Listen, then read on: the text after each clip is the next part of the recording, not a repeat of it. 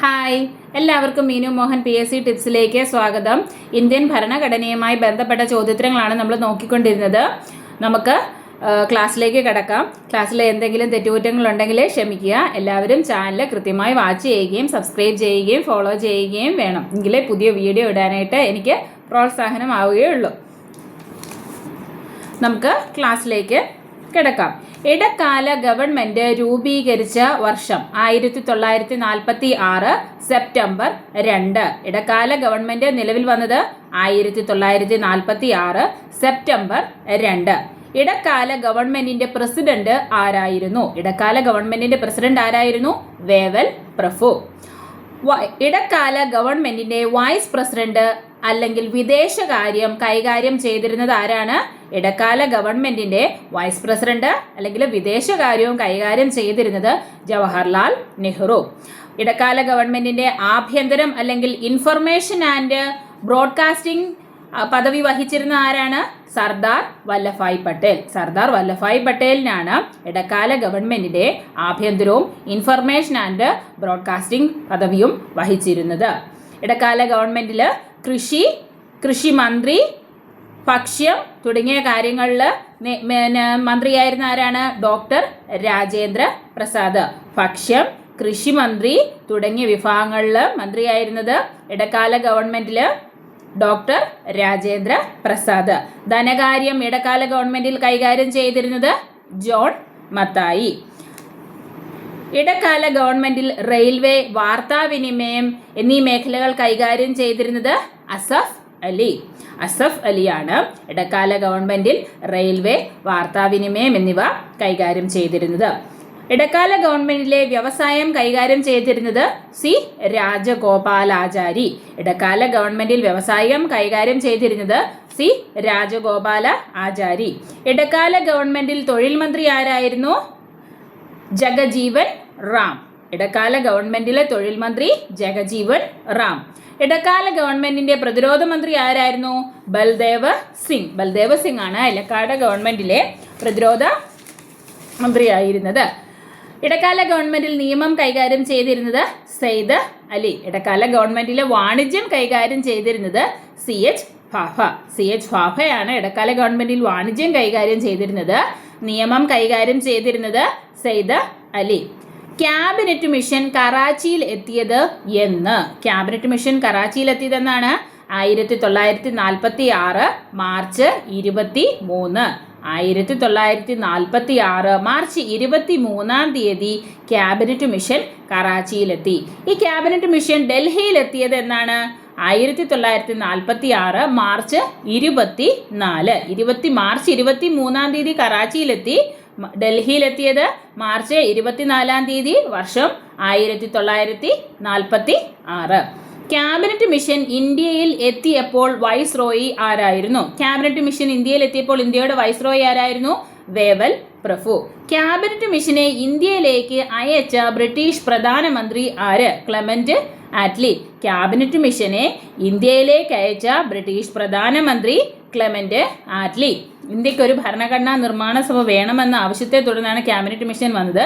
Cabinet mission ഇന്ത്യയിൽ എത്തിയപ്പോൾ viceroy Wavell പ്രഭുവും ക്യാബിനറ്റ് മിഷനെ ഇന്ത്യയിലേക്ക് അയച്ചത് ബ്രിട്ടീഷ് പ്രധാനമന്ത്രി ആരാണ്? Clement Attlee. ഇന്ത്യക്ക് സ്വാതന്ത്ര്യം കിട്ടുമ്പോൾ ബ്രിട്ടീഷ് പ്രധാനമന്ത്രി ആരായിരുന്നു? Clement Attlee. ഇന്ത്യക്ക് സ്വാതന്ത്ര്യം കിട്ടുമ്പോൾ ബ്രിട്ടീഷ് പ്രധാനമന്ത്രി ആരാണ്? Clement Attlee. ഭരണഘടനാ നിർമ്മാണ സഭ രൂപീകൃതമായത് 1946 ഡിസംബർ 6. നമ്മുടെ ഇന്ത്യൻ ഭരണഘടനാ നിർമ്മാണ സഭ രൂപീകൃതമായത് 1946 ഡിസംബർ 6. ഭരണഘടനാ നിർമ്മാണ സഭയുടെ ആദ്യത്തെ സഭ സമ്മേളിച്ചത് 1946 ഡിസംബർ 9. ആദ്യ സമ്മേളനത്തിൽ പങ്കെടുത്തവരുടെ എണ്ണം എത്രയാണ്? 207. 207 ആൾക്കാരാണ് ആദ്യത്തെ സമ്മേളനത്തിൽ പങ്കെടുത്തത്. ആദ്യ സമ്മേളനത്തിൽ പങ്കെടുത്ത വനിതകളുടെ എണ്ണം എത്രയാണ്? 9. ആദ്യ സമ്മേളനത്തിൽ പങ്കെടുത്ത വനിതകൾ 9. കേരളത്തിൽ നിന്നും എത്ര പേരുണ്ടായിരുന്നു? പാർലമെന്റിന്റെ സെൻട്രൽ ഹാളിൽ ഭരണഘടനാ നിർമ്മാണ സഭയുടെ സമ്മേളനം ആദ്യമായി സമ്മേളിച്ചു. അതിൽ 9 വനിതകളും 207 ആൾക്കാരുമാണ് ഉണ്ടായിരുന്നത്. ഭരണഘടനാ നിർമ്മാണ സഭ ആദ്യമായിട്ട് അഭിസംബോധന ചെയ്തത് JB കൃപലാനി. ഭരണഘടനാ നിർമ്മാണ സഭ ആദ്യമായി അഭിസംബോധന ചെയ്തത് JB കൃപലാനി. ആദ്യ സമ്മേളനത്തിന്റെ താൽക്കാലിക അധ്യക്ഷൻ ആരാണ്? അതായത് ഭരണഘടനാ നിർമ്മാണ സഭയുടെ താൽക്കാലിക അധ്യക്ഷൻ ഡോക്ടർ സച്ചിദാനന്ദ സിൻഹ. ഡോക്ടർ സച്ചിദാനന്ദ സിൻഹയാണ് താൽക്കാലിക അധ്യക്ഷൻ. ഭരണഘടനാ നിർമ്മാണ സഭയുടെ സ്ഥിരം അധ്യക്ഷൻ ആരാണ്? ഡോക്ടർ രാജേന്ദ്ര പ്രസാദ്. ഭരണഘടനാ നിർമ്മാണ സഭയുടെ സ്ഥിരം അധ്യക്ഷൻ ഡോക്ടർ രാജേന്ദ്ര പ്രസാദ്. ഭരണഘടനാ നിർമ്മാണ സഭയുടെ ഉപ അധ്യക്ഷൻ ആരാണ്? HC മുഖർജി. ഭരണഘടനാ നിർമ്മാണ സഭയുടെ ഉപ അധ്യക്ഷൻ HC മുഖർജി. രാജേന്ദ്ര പ്രസാദിനെ സ്ഥിരം അധ്യക്ഷനാക്കിയത് ഡിസംബർ 11. അതായത് രാജേന്ദ്ര പ്രസാദിനെ സ്ഥിരം അധ്യക്ഷനാക്കിയത് എന്നാണ്? ഡിസംബർ 11.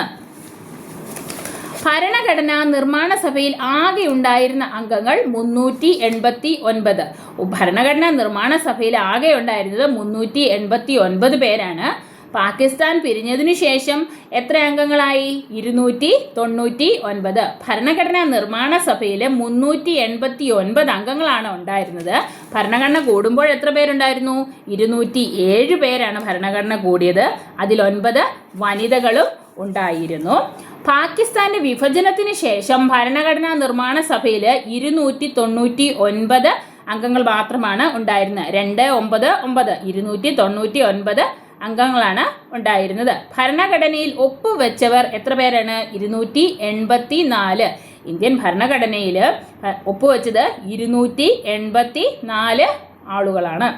ഭരണഘടനാ നിർമ്മാണ സഭയിൽ ഉണ്ടായിരുന്ന നാട്ടുരാജ്യങ്ങളിൽ നിന്നും അംഗങ്ങളുടെ എണ്ണം എത്രയാണ്? 93. ഭരണഘടനാ നിർമ്മാണ സഭയിൽ ഉണ്ടായിരുന്ന നാട്ടുരാജ്യങ്ങളുടെ എണ്ണം 93. ഭരണഘടനാ നിർമ്മാണ സഭയിൽ തിരഞ്ഞെടുക്കപ്പെട്ട അംഗങ്ങളുടെ എത്രമാണ്? 296.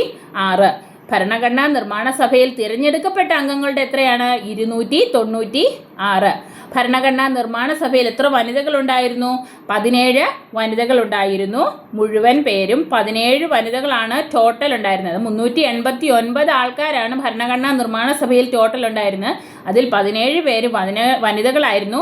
കേരളത്തിൽ നിന്നും 17 അംഗങ്ങൾ ഉണ്ടായിരുന്നു. കേരളത്തിൽ നിന്നുണ്ടായിരുന്നത് എത്ര മലയാളി യുവതികളാണ്? 3 മലയാളികളാണ് വനിതകളായി ഉണ്ടായിരുന്നത്. ഒന്നുകൂടെ പറയാം, ഇത്രയും ചോദ്യങ്ങൾ PSCയിൽ റിപ്പീറ്റ് ആയിട്ട് ചോദിച്ചു വരുന്നതും വളരെ ഇമ്പോർട്ടൻ്റ് ആയിട്ടുള്ളതുമാണ്. ഭരണഘടനാ നിർമ്മാണ സഭയിൽ ആകെയുള്ള അംഗങ്ങളുടെ എണ്ണം 389. പാകിസ്ഥാൻ വിഭജിച്ച ശേഷം 299 ഭരണഘടനയിൽ ഒപ്പുവെച്ചത് 284 അംഗങ്ങളാണ്. ഭരണഘടനാ നിർമ്മാണ സഭയിൽ ഉണ്ടായിരുന്ന നാട്ടുരാജ്യങ്ങളുടെ എണ്ണം എന്ന് പറയുന്നത് 93. ഭരണഘടനാ നിർമ്മാണ സഭയിൽ തിരഞ്ഞെടുക്കപ്പെട്ട അംഗങ്ങൾ 296 പേരാണ്. ഭരണഘടനാ നിർമ്മാണ സഭയിൽ 17 വനിതകളാണ് ഉണ്ടായിരുന്നത്. കേരളത്തിൽ നിന്നും 17 അംഗങ്ങളാണ് ഉണ്ടായിരുന്നത്. ഇന്ത്യയുടെ വിഭജനത്തിന് ശേഷം വനിതകളുടെ എണ്ണം എത്രയാണ്? 15 ഇന്ത്യയുടെ വിഭജനത്തിന് ശേഷം 15 വനിതകളായി, അതായത് പാകിസ്ഥാൻ വിഭജനത്തിന് ശേഷം 15 വനിതകളായി മാറി. ആദ്യം 17 പേരാണ്. പാകിസ്ഥാനെ വിഭജിച്ച ശേഷം അത് 15 മാറി. ഭരണഘടനാ നിർമ്മാണ സഭയിലെ വനിതാ മലയാളികൾ എത്ര പേരാണ്? 3 പേരാണ് വനിതാ മലയാളികളായിട്ട് ഉണ്ടായിരുന്നത്. ആനി മസ്ക്രിൻ തിരുവിതാംകൂറിൽ നിന്നുള്ള വ്യക്തിയാണ്. അമ്മു സ്വാമിനാഥനും ദാക്ഷായണി വേലായുധനും മദ്രാസിൽ നിന്നുള്ളവരാണ്. അപ്പോൾ 3 മലയാളി വനിതകളാണ് ഭരണഘടനാ നിർമ്മാണ സഭയിൽ ഉണ്ടായിരുന്ന മലയാളി വനിതകൾ. ആനി മസ്ക്രിൻ, അമ്മു സ്വാമിനാഥൻ, ദാക്ഷായണി വേലായുധൻ. ആനി മസ്ക്രിൻ തിരുവിതാംകൂറിൽ നിന്നുള്ള വ്യക്തിയും അമ്മു സ്വാമിനാഥനും ദാക്ഷായണി വേലായുധനും മദ്രാസിൽ നിന്നുമുള്ള വ്യക്തിയാണ്. ഇന്ത്യയിൽ പ്രീ ഡിഗ്രി പാസ്സായ ആദ്യ SC/ST വനിതയാണ് ദാക്ഷായണി വേലായുധൻ. Thank you. അടുത്ത ക്ലാസ്സിൽ വീണ്ടും കാണാം.